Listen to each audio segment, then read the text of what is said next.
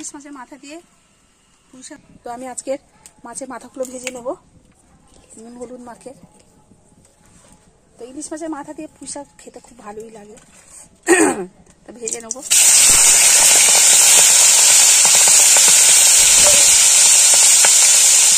ভালো করে ভেজে তুলে নেব। মাথা দেবো দেখুন। মাথা দিয়ে খাই পুঁই শাক, তবু আমাদের বানাচ্ছি ঘরে হবে। ভাজা হয়ে গেছে, তুলে নিচ্ছি। এবার এই তেলেতে আমি দেবো 5 ফোড়ন, তেজপাতা আর কুমড়ো আলু গাজর আমি কেটে রেখেছি।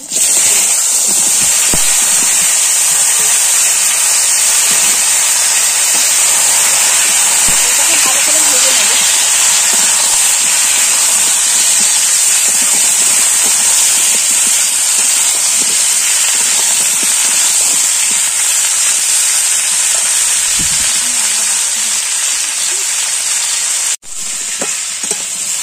আমার এগুলো ভাজা ভাজা হয়ে গেছে। কাঁচা লঙ্কাগুলো দিয়ে দেবো, আদা বাটা দিয়ে দেবো একটু।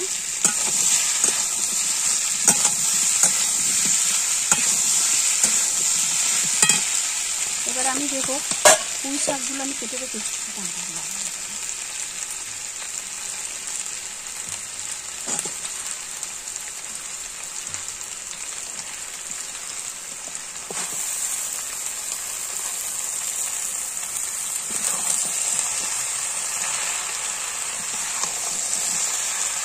পুঁই শাকগুলো দিয়ে আমি একটু নাড়াবো, তারপরে দেবো নুন গুঁড়ো একসাথে মিক্স করে রেখেছি। দেবো আমরা কিন্তু দেবো একটু দিয়ে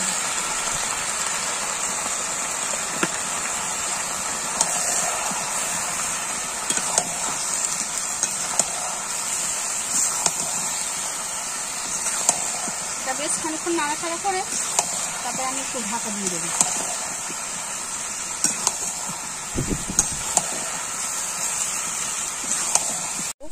মাছগুলো দিয়ে দিলাম, ভেজে রেখেছিলাম।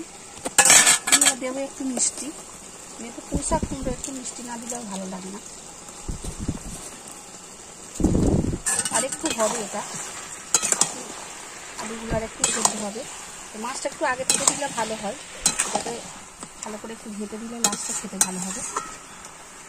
আপনারা এইভাবে করবেন, খেতে খুব সুন্দর লাগে। এবার আমি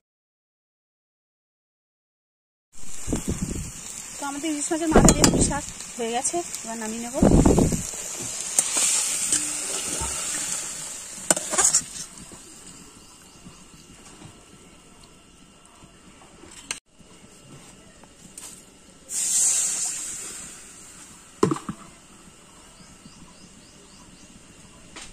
ইলিশ মাছের মাথা দিয়ে পুঁই শাক হয়ে গেছে, নামিয়ে নিয়েছি। দেখুন আপনারা এইভাবে বানাবেন, খেতে দারুণ লাগে। খেতে ইলিশ মাছের মাথা দিয়ে করলে এমনিই সুন্দর লাগে।